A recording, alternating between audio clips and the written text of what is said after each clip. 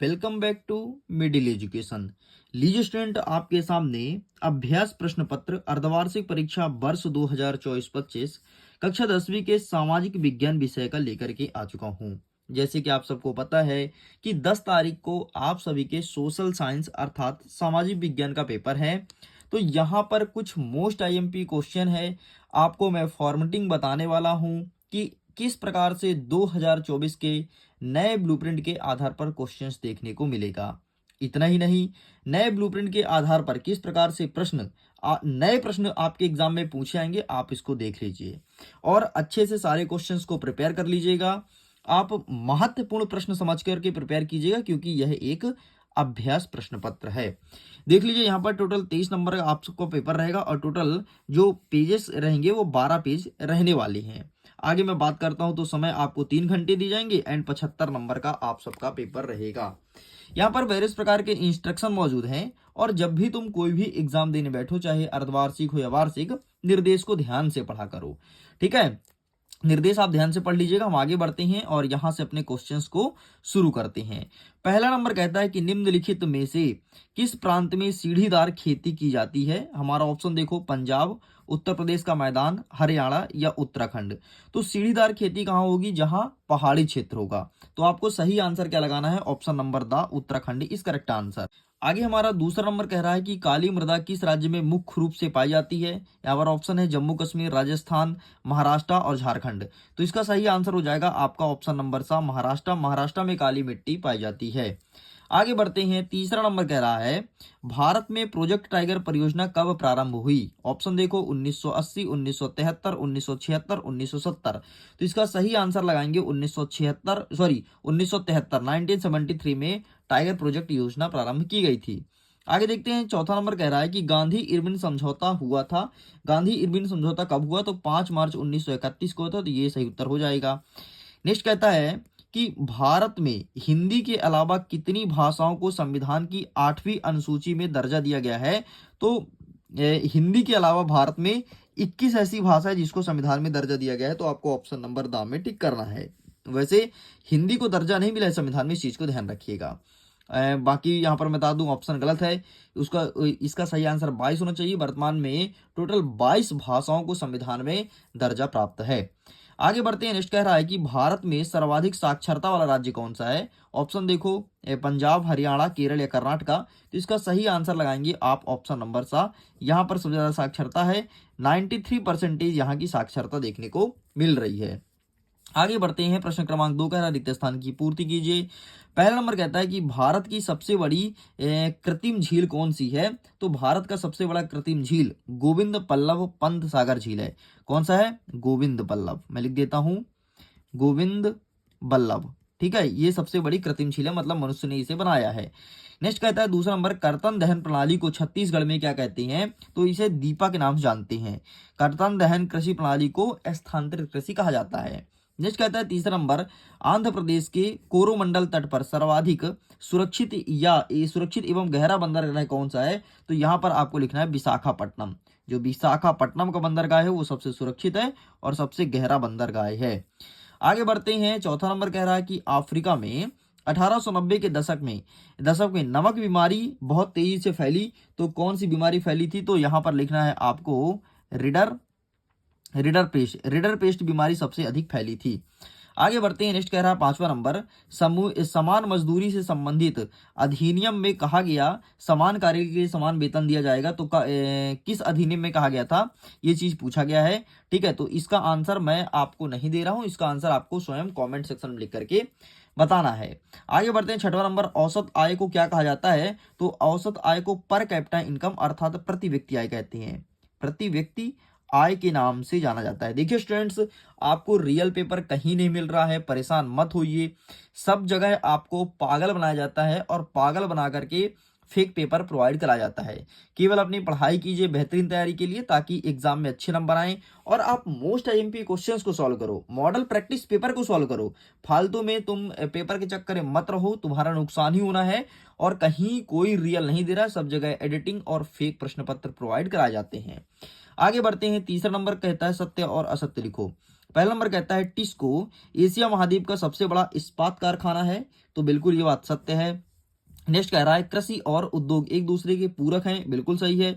अगर कृषि है तो उद्योग, अगर कृषि के बिना उद्योग इम्पॉसिबल है और उद्योग के बिना कृषि, ठीक है। नेक्स्ट कहता है स्मिथ फील्ड में लंदन का सबसे पुराना कपड़ा बाजार था, तो ये बात बिल्कुल आपका असत्य हो जाएगा, नहीं था। नेक्स्ट कहता है कि मार्टिन लूथर प्रोटेस्ट सुधारकों में से एक था, तो बिल्कुल सत्य है। नेक्स्ट कहता है कि भारतीय राष्ट्रीय कांग्रेस का गठन 1885 में हुई थी, तो बिल्कुल सही है। एंड नेक्स्ट कह रहा है कि लोकतंत्र व्यक्ति की गरिमा को बढ़ाता है, ये आपका बिल्कुल सही हो जाएगा। इस प्रकार से पूरे पूरे क्वेश्चंस कंप्लीट हो गए हैं। चलिए आगे बढ़ते हैं, नेक्स्ट क्वेश्चन, आगे क्वेश्चंस को कवर करते हैं। नेक्स्ट हमारा कह रहा है प्रश्न क्रमांक 4, जिसमें कहता है सही जोड़ी मिलाइए, ठीक है। अब देखो फटाफट मिलाते हैं। सबसे पहले कहता है गुलामगिरी, तो गुलामगिरी का सही आंसर आपको मिलाना है ज्योतिबा फुले, ये हो जाएगा। नेक्स्ट कह रहा है आपका इंग्लैंड, तो इसका सही आंसर हो जाएगा ईसाई धर्म, ठीक है। नेक्स्ट कह रहा है रिपब्लिक पार्टी, तो इसका सही आंसर हो जाएगा आपका अमेरिका की पार्टी है। सरकार का बेहतर रूप, तो इसका सही आंसर हो जाएगा आपका लोकतंत्र। आगे बढ़ते हैं, लोकतंत्र उत्तरदायी है, तो जिम्मेदार तथा वैधानिक शासन के प्रति। एंड 10 दिवस की रोजगार गारंटी कौन देता है? मनरेगा। मनरेगा के अंतर्गत 100 दिन की, सॉरी 10 नहीं, 100 दिन का रोजगार गारंटी दिया जाता है, ठीक है। नेक्स्ट 5वां नंबर कह रहा है एक वाक्य में उत्तर दीजिए। इसका पहला नंबर कहता है डॉक्टर, शिक्षक, वकील, मजदूर आदि की सेवा किस क्षेत्र में आती है? तो डॉक्टर हो गया, शिक्षक हो गया, वकील हो गया, मजदूर हो गए, ये सारे तृतीय क्षेत्र के अंतर्गत आती है, तो यहां पर आपको तृतीय क्षेत्र लिखना है, ठीक है, तृतीय क्षेत्र। आगे बढ़ते हैं, नेक्स्ट क्या कह रहा है कि भारत में केंद्रीय सरकार के तरफ से करेंसी नोट जारी कौन करता है? तो RBI, RBI reserve bank of India, मतलब आरबीआई करेंसी नोट को जारी करता है। तीसरा नंबर कह रहा है कि बांग्लादेश में ग्रामीण बैंकों की स्थापना कब और किसने की थी? तो बांग्लादेश में ग्रामीण बैंक की स्थापना 1970 में हुई थी, और इसमें क्या था? डॉक्टर मैं यहाँ पर लिख देता हूं, डॉक्टर मोहम्मद यूनिस, इन्होंने स्थापना किया था। आगे बढ़ते हैं, नेक्स्ट कह रहा है कि बहुराष्ट्रीय कंपनी द्वारा निवेशकों को क्या कहते हैं? तो बहुराष्ट्रीय कंपनी में जो निवेश करते हैं उसे कहते हैं विदेशी निवेशक। क्या कहते हैं? विदेशी निवेशक, ठीक है, विदेशी निवेशक के नाम से जाना जाता है। आगे बढ़ते हैं, 5वां नंबर कहता है सूचना एवं संचार प्रौद्योगिकी को संक्षेप में क्या कहते हैं? तो इसे कहते हैं आईसीटी, ठीक है, आईसीटी के नाम से जाना जाता है। नेक्स्ट कह रहा है 6वां नंबर, विश्व व्यापार संगठन का ध्येय वाक्य क्या है? तो विश्व व्यापार संगठन का ध्येय वाक्य है कि विश्व व्यापार सुचारू रूप से, स्वतंत्र रूप से और पूर्वानुमोदित पद से हो, ठीक। इस प्रकार से ये कंप्लीट होता है। चलिए अब फटाफट आगे क्वेश्चंस को कवर करते हैं एंड उसके आंसर को भी हम साथ में देखते जाएंगे।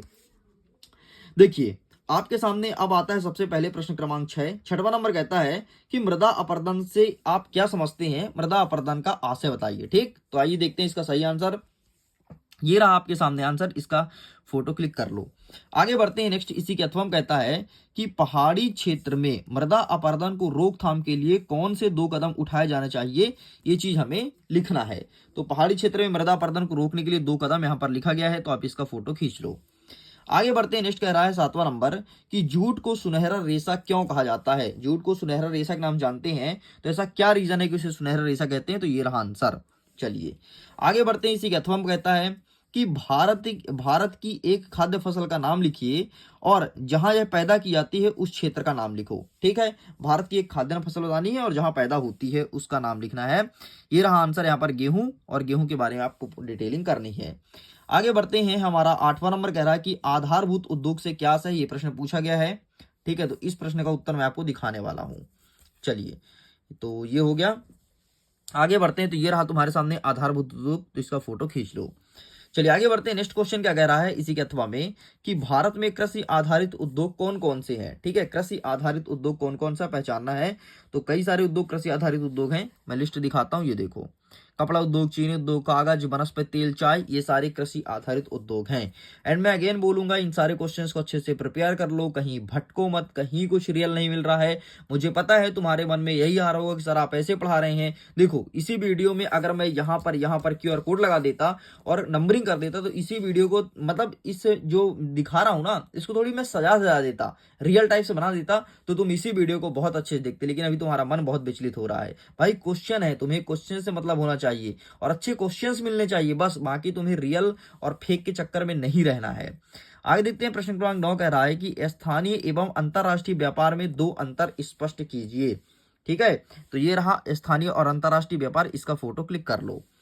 आगे बढ़ते हैं। अथवा में कहता है कि प्रधानमंत्री ग्राम सड़क योजना से क्या आशय है। ठीक है, प्रधानमंत्री ग्राम सड़क योजना क्या कहलाता है, ये रहा PMGSY। ठीक है, इसका फोटो क्लिक कर लो। चलिए आगे बढ़ते हैं। नेक्स्ट कह रहा है प्रश्न क्रमांक 10, जाल बेराइन क्या है। ठीक है, ये प्रश्न पूछा है कि जाल बेराइन क्या है।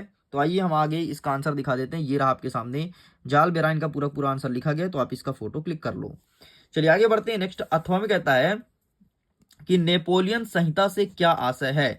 नेपोलियन संहिता से क्या आशय, ये प्रश्न पूछा गया है। ये रहा है आपके सामने नेपोलियन संहिता, आप इसका फोटो क्लिक कर लीजिए। आगे बढ़ते हैं। नेक्स्ट 10वां नंबर कह रहा है कि गांधी जी ने असहयोग आंदोलन वापस लेने का क्यों फैसला किया। मतलब ऐसा क्या रीजन है कि गांधी जी ने असहयोग आंदोलन को रिटर्न लेने का तय किया। तो ये रहा इसका आंसर। ठीक, इसका फोटो क्लिक कर लो। आगे बढ़ते हैं। अथवा कहता है कि रॉलेट एक्ट क्या था और यह कब बना। क्या प्रश्न पूछा है, रॉलेट एक्ट क्या था, यह कब बना। तो ये रहा है आपके सामने answer, please take a screenshot. चलिए स्टूडेंट्स आगे बढ़ते हैं। यहां तक कवर कर लिए हैं हम, आगे क्वेश्चन को कवर करते हैं। तो ये रहा आपके सामने प्रश्न क्रमांक 12। 12वां नंबर कह रहा है कि कॉर्न लॉ से क्या आशय है। मतलब भुट्टे पर जो कानून लगाया गया था तो क्या कहलाता है। तो ये रहा आंसर, इसका भी स्क्रीनशॉट ले लो। आगे बढ़ते हैं। इसी के अथवा में कहता है कि आयात शुल्क से क्या तात्पर्य है। क्या प्रश्न पूछा है, आयात शुल्क से क्या तात्पर्य है। तो ये रहा है आपके सामने answer, please take a screenshot. आगे बढ़ते हैं। नेक्स्ट कह रहा है प्रश्न क्रमांक 13, बर्नाकुला प्रेस एक्ट क्या है और यह कब बना। बर्नाकुला प्रेस एक्ट क्या है और यह कब बना। तो ये रहा हमारे इस हमारा आंसर, आप इसका भी फोटो खींच लीजिए। साइड करते हैं। नेक्स्ट इसी के अथवा में कहता है कि गाथा गीत से क्या आशय है। क्या होता है गाथा गीत, ये चीज पूछा गया है। तो आइए हम देख लेते हैं फटाफट गाथा गीत क्या है। तो ये इसका आंसर भी अवेलेबल है, तो प्लीज आप इसका फोटो खींच लो। ठीक है स्टूडेंट, ये रहा, बस इतना तुम्हें लिख करके चले आना है। आगे बढ़ते हैं। नेक्स्ट क्या कह रहा है, नेक्स्ट कह रहा है प्रश्न क्रमांक 14, सत्ता का ऊर्ध्वाधर विभाजन क्या है। ये प्रश्न पूछा है। तो ये रहा सत्ता का ऊर्ध्वाधर विभाजन, इसका भी फोटो खींच लो। आगे बढ़ते हैं। इसी के अथवा में क्या कहता है कि सत्ता का क्षैतिज बंटवारा क्या होता है। ठीक, सत्ता का क्षैतिज बंटवारा क्या होता है। ये रहा answer, please take a screenshot. चलिए आगे बढ़ते हैं। नेक्स्ट हमारा क्या कह रहा है कि राजनीतिक दल किसे कहते हैं, किन्हीं दो राष्ट्रीय राजनीतिक दल का नाम लिखना है। तो आइए दिखाते हैं। ये रहा आपके सामने राजनीतिक दल, और बस ये आपको लिख करके चले आना है। आगे बढ़ते हैं। नेक्स्ट कह रहा है अथवा में कि शपथ पत्र से क्या आशय है। प्रश्न पूछा है कि शपथ पत्र से क्या आशय है। तो मैं आपको शपथ पत्र दिखा देता हूं, वेट करिएगा जरा। ये रहा शपथ पत्र। ठीक, बस इतना आंसर लिखना है। चलिए आगे बढ़ते हैं। नेक्स्ट कह रहा है प्रश्न क्रमांक 16, प्रच्छन्न बेरोजगारी से आप क्या समझते हैं। तो आइए मैं प्रच्छन्न बेरोजगारी दिखा देता हूं आपको। ये रहा प्रच्छन्न बेरोजगारी की परिभाषा, आप इसका फोटो क्लिक कर लो। आगे बढ़ते हैं। नेक्स्ट इसी के अथवा में कहता है कि सेवा क्षेत्र क्या है और उदाहरण देकर के समझाइए। सेवा क्षेत्र क्या है, उदाहरण देकर के समझाइए। ये रहा इसका आंसर, इसका भी फोटो खींच लीजिए। आगे बढ़ते हैं। 17 नंबर कह रहा है कि वस्तु विनिमय प्रणाली से क्या आशय है, उदाहरण देकर के समझाइए। तो वस्तु विनिमय प्रणाली ये रहा है आपके सामने, इसका भी फोटो क्लिक कर लो और ये बढ़िया लिख करके चले आना। आगे बढ़ते हैं। इसी के अथवा में कहता है कि मुद्रा क्या है, इसके दो प्रमुख कार्य को लिखो। तो ये रहा तुम्हारे सामने मुद्रा क्या है। ठीक है, इसका आंसर लिखा गया है, तो आप इसका फोटो खींच लो और बढ़िया अच्छे से प्रिपेयर कर लेना। 1 सेकंड, ये रहा, दैट्स इट, ये होता है कंप्लीट। प्रश्न क्रमांक 22 कह रहा है कि अंतर्राष्ट्रीय व्यापार किसे कहते हैं, इन्हें प्रभावित करने वाले 4 कारक को समझाइए। तो ये रहा है आपके सामने अंतर्राष्ट्रीय व्यापार, इसका फोटो क्लिक कर लो। चलो आगे बढ़ते हैं। नेक्स्ट इसी के अथवा में कहता है कि परिवहन एवं संचार के साधन किसी देश की अर्थव्यवस्था की जीवन रेखा क्यों माने जाते हैं, उक्त कथन के संबंध में अपने विचार को उदाहरण देकर के समझाना है। तो ये रहा तुम्हारा विचार, इसका भी फोटो खींच लो। इस प्रकार से मैंने सब कुछ कंप्लीट कर दिया। अंतिम बचा है आपका प्रश्न क्रमांक 23, जो कि मैपिंग फील्ड से है। एंड मैपिंग के लिए मैंने अलग से वीडियोस बना करके रखी है, लिंक डिस्क्रिप्शन बॉक्स में है, जाइए जाकर के उस वीडियो को देख लीजिएगा। मैप से संबंधित सारे क्वेश्चंस आपके क्लियर हो जाएंगे। वीडियो एंड करता हूं एग्जाम के लिए, ऑल द बेस्ट। मैं अगेन बोलूंगा, अगर आप रियल पेपर के चक्कर में भटक रहे हो, यहाँ वहां कुछ नहीं मिलेगा कहीं, अंतिम में तुम्हें रोना पड़ेगा, और जिस चैनल पर तुम बहुत ज्यादा भरोसा कर रहे हो डेफिनेटली वही तुमको धोखा करने वाला है, वही तुम्हारे साथ लूटपाट करने वाला है। बाकी तुम समझदार हो, तुम्हें क्या करना है, अपना भविष्य तुम्हारे हाथ में है, तुम्हें अपना भविष्य खराब करना है, बनाना है, ये तुम डिसाइड करोगे। वीडियो एंड करता हूं एग्जाम के लिए, all the best, bye bye.